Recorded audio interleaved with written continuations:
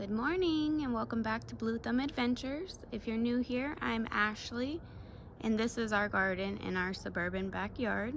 Today we're going to do week 2 of the fall garden tour. You're going to see some good, some bad, and some ugly. I'll take you along the journey and show you all of it so that you're not alone if you're struggling a bit. And then again if you have some successes. So let's go.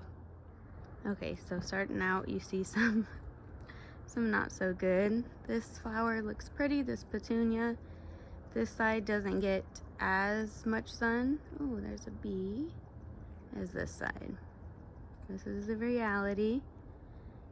I garden in zone 9B, Surprise, Arizona, and though it's fall, it's still 101, 103, unfortunately.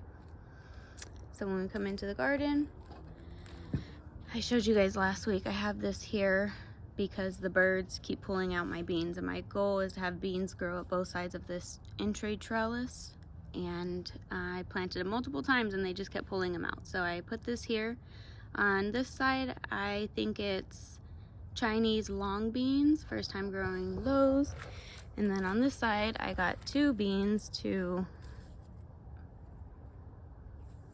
make it without the birds pulling them out. And then just about 2 days ago, I planted more purple pole beans in here to hopefully grow up this side. So far, this little mesh stuff has worked, but we'll see. You'll notice a few changes in the garden, so we'll start with here. This is the flower bed that you see right when you come into the garden. I wanted to make this a flower bed to kind of be the center of the garden and then beauty as soon as you walk in. There are some changes in this one from last time. If you notice, up to about here, I have spray painted the cattle panel and the T-post black, just like I did on the entry. I ran out of paint, so I couldn't finish, but that is the start. I had peas growing along the back. The birds kept pulling them out, so I replanted peas in there. Added more soil, moved the flowers around. Some of them are starting to bloom, which is lovely, but then of course some of them did not like being moved, like this guy here. So we'll see if he comes back. If not, that's okay. I added some nasturtiums here in the front. I have one here, but I planted some more seeds. I did go ahead and put the netting up because the birds love to hang out in here, and they were trampling everything, taking the flowers off, so I just needed to have some sort of barrier. Now if you come this way, this bed still has nothing in it. This is where I will put the carrots and onions. Like I said, with it still in the hundreds, carrots are not going to work. So we're going to wait a few more weeks on that, but this will be onions and carrots. I plan to kind of redo each bed. In my mind, I have a way that I want it to look. Unfortunately, that means I will have to transplant some plants and hopefully they all make it. But I know that if they don't, that's my fault for moving them, and I'm okay with that. So this bed right now has the 1 dino kale right there, and then red Russian kale, some rainbow chard in the middle here. We've got some beets. No, these are radishes. Over here, we have bush beans. This entire thing was full. And last week you saw I had the netting over it because all these empty spots are where the birds pulled them out. I feel like the beans look a little pale.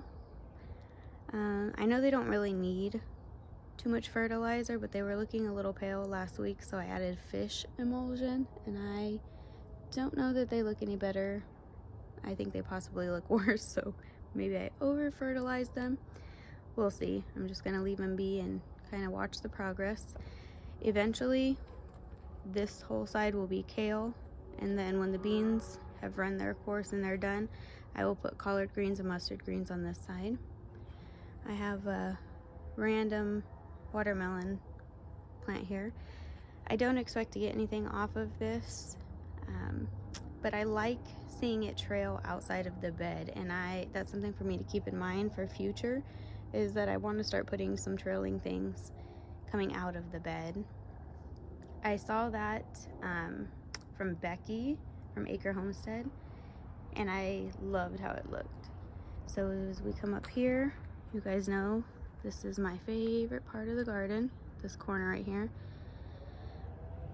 Apparently I have what's called a Three Sisters garden, and I didn't do it intentionally, but it totally worked. So this is a pumpkin, and I don't plan to get anything off of it. The birds kept pulling them out.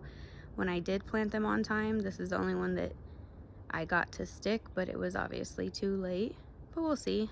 Even if I don't get anything out of it, it wasn't a waste to me. I love how lush and full this area is, and that's enough of a reason to plant stuff for me. Right here, I have Chinese cabbage, and I'll show you that closer. We've got our corn.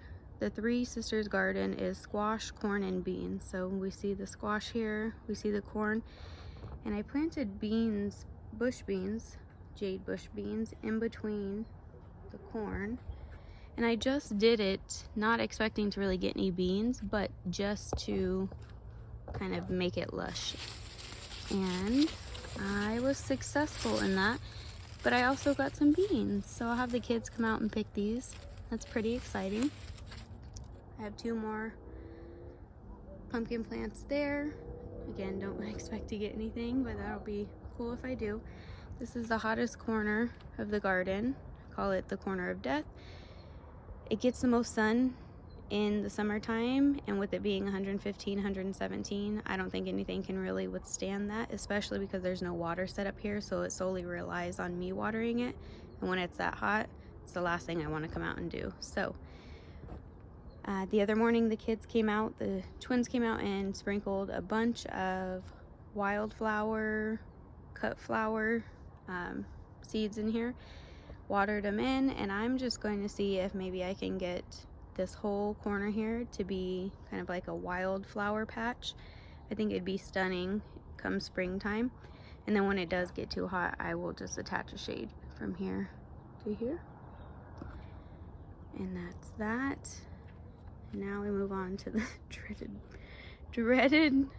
brassicas over here. So again, it's still too hot here, and I am impulsive and eager, and I started all these inside, and they looked so amazing, and I was so excited.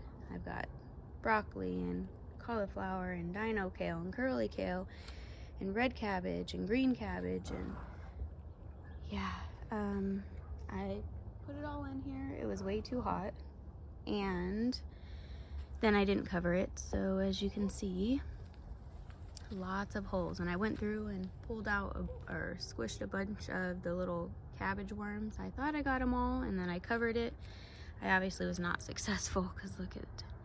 Now some of them still look pretty decent, like the cabbage looks okay and this cabbage looks okay, but we'll see. So basically I'm gonna use this as my sacrifice crop. Since it's still pretty warm out, I have plenty of time to start some more inside and try to be more successful. So that's what I'm gonna do. This is just gonna be sacrifice, and I'll try again. What's interesting is how much damage is on these, yet they haven't touched. There's not one spot on these here. As we move through this tunnel, here's the flower bed, and as we go through this tunnel, you guys know I want to finish painting that black. Here I have planted multiple times cucumbers, beans, probably a good 10 times to have it climb up the trellis, and the birds pull them out every single time. I would put stuff over it to try and distract them or deter them. Did not work. So I think I'm going to hold off on this area until spring, and then I'll put more cucumbers here, and I will be a lot better about covering it, making sure the birds don't get it. As you move along here, we've got our second season pepper plants here. These are our sweet peppers. We have our younger peppers here. This is their first season.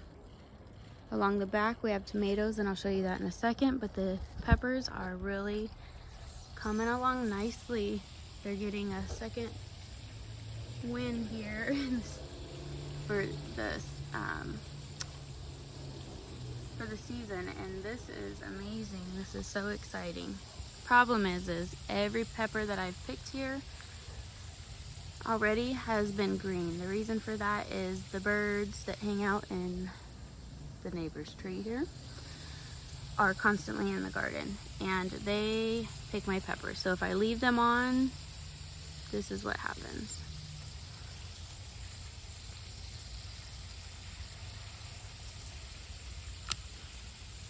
Let me see if I can show you. Yeah, they put holes in them. So if I need to cover this area with a netting, I'm gonna have to, because I don't want to sacrifice my peppers, but we'll see. In the back, here, here, here, and here, I have my indeterminate tomatoes that will climb up this back trellis. In the front, I have my determinate tomatoes. And it looks like we've got some baby fruits going on here. That's exciting. So in this flower bed along the back, I had basil. This basil has been alive for like 2 years, but it was blocking some of the sun for where the peas would be, so I moved it. And I transplanted it right here, and does not look happy. So it's been here for a couple days, and this is what it looks like. So I'm thinking I might cut it down and see if it comes back. If not, not a big deal. You guys can probably hear the watering grids here. They're on a timer. Over here, we have our new or young spicy pepper plants. Now the Sugar Rush Peach is something I really look forward to. I hear everybody rave about, and this plant has been getting eaten down since day one. So I definitely won't get anything this season. Hopefully I can keep it alive till spring and try again. This is our second year spicy pepper plants. As you can see, they're coming back and they're trying, which is awesome. But again, birds can't taste spice, so they don't care whether it's a sweet pepper or a spicy pepper, they will take it. So I have to monitor those as well. Got our rose, our fig tree. I've never grown fig before, so wish me luck on this. This whole back wall is on a watering grid. Well, there's 4 of them all hooked up, and that's on a timer. All of the raised beds I have to hand water, which is fine. In this bed, this is another bed I told you guys I want to change, so each week I think I'll just redo one bed to make it fit the vision in my head. But I've got 2 squash here and 2 zucchini there, all different kinds. I've got my 2 DIY oyas in there, so the self-watering containers. On this side I have lettuce. I did have about 7 types of lettuce, and I had them all lined up, and it looked pretty. It looked great in my mind when I initially put them out, but again, like the other ones, I put them out way too soon. It's still way too hot, and a good amount of them didn't make it.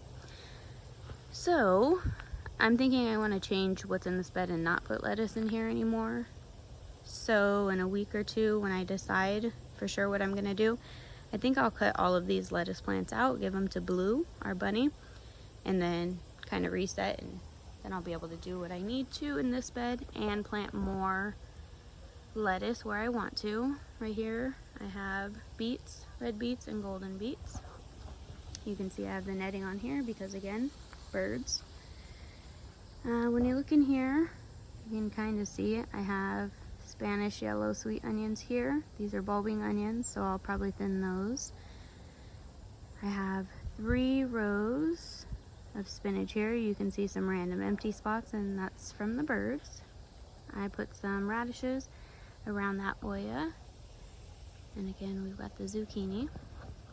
Now this front bed, I have told you guys that I put potatoes in here, did it way too early, they turned to mush, and now I have nothing in that bed. So I'm gonna try round 2 of potatoes.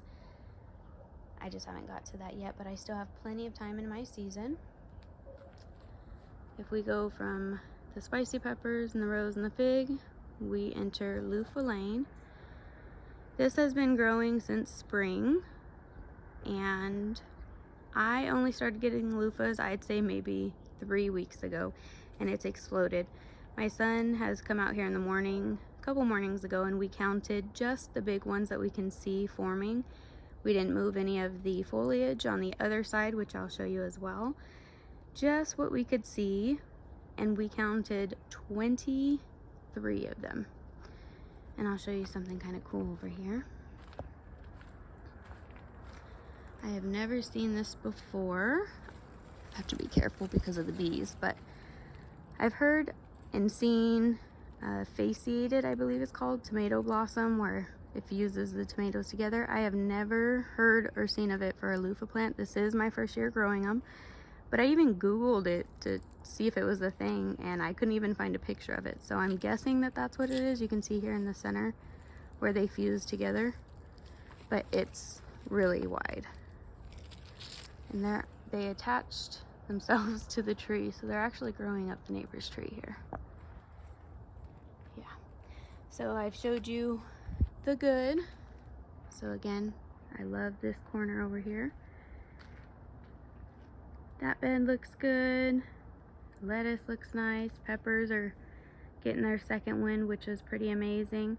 I showed you the flowers in the front that are not looking so hot, right there.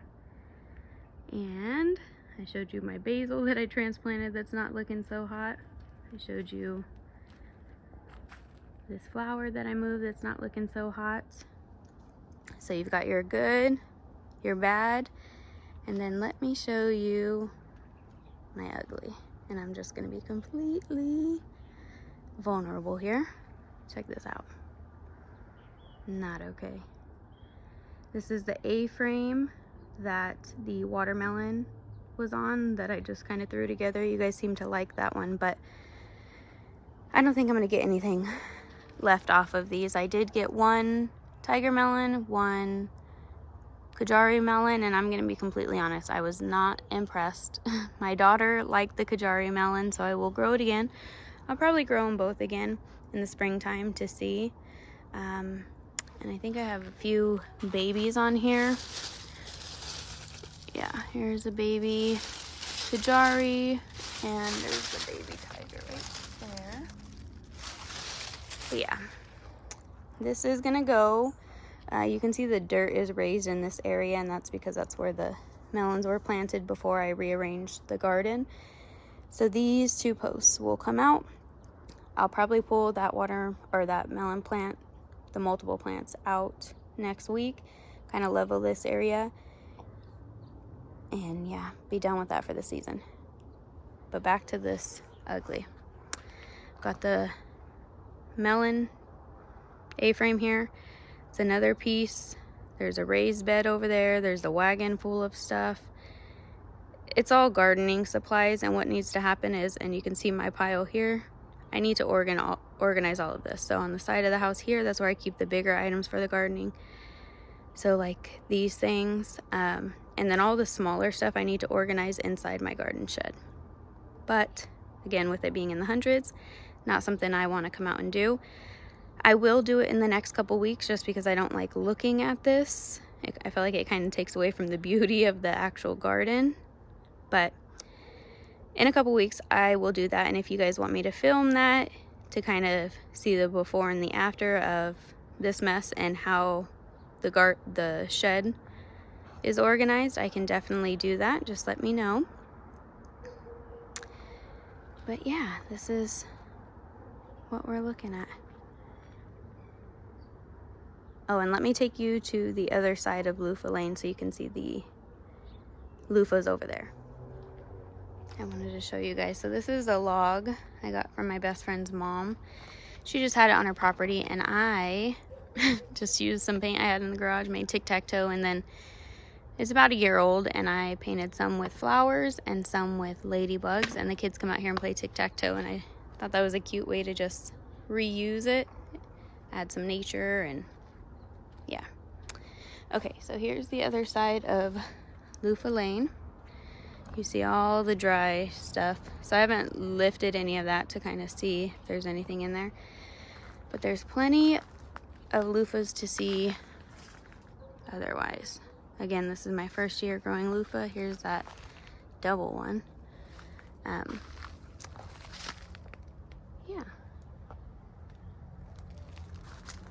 There's another one in there. My kids tell me that these are cucumbers and they're ready to come off, and I have to explain to them that they're not cucumbers.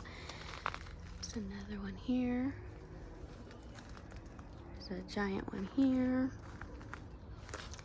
Another one in there, and these, this whole raised area. So this is what the pepper, that whole back side looked like. Very hard clay soil, and I just kind of did the raised bed, or no, the no-till method, and just stacked and stacked and stacked and stacked. So that's how I have stuff growing over there. What I planned on doing on this side, I thought would be brilliant to have citrus trees that I can keep in my pots like this, and have them along here, and I thought that would look so nice. But here's the thing, I did that in the middle of summer, and it's because the garden was like a quarter of the size that it is now. So these were originally inside the garden, and I felt like it was taking up valuable space. So I put them here, and I thought it would be cool to have them along this wall. But this gets the afternoon sun, this area. So this will get the morning sun, but then right here, this gets the afternoon sun. And I couldn't, well, I could. I just did not shade these during the summer. And because they were outside of the garden, I didn't bring the hose over here to water them. So that's my fault. And I'm pretty sure they're all dead. But we'll try again. One was a fig. We had a fig, lemon, lime, and a plum. And I'm pretty sure they're all dead. This was the plum tree. And it looks like, ooh, it's nice and green. But it's actually not. That is all loofah that has attached itself. So this is Luffa Lane. Alright guys, so that concludes week 2 of the fall garden. Minor updates, nothing crazy. We've got some beauty, some not so beautiful, and then some downright ugly. This is going to be a journey. So like I said, each week I plan on redoing one of the beds. This is going to transform over fall because I live in zone 9B. I don't really freeze here, so I can still continue to grow all the way through spring and then start all over again in the spring. So if you want to join me on that journey, I'd love to have you, and I'd love to learn with you and show you guys what I've learned, what worked, what didn't work, and that it's so possible to garden and grow your own food in your backyard. You don't have to have acres, and though that's the dream, it's not the reality for me right now. So this is what I'm working with, and I'm going to make the most of it. So come join me on the journey, subscribe, comment down below and let me know where you're gardening from, what the temperature is like, or if you're not gardening, let me know where you're watching from. I'd like to know. So come join me on this journey as I learn and succeed and fail and just keep trying. So thank you for hanging out with me today. Until next time.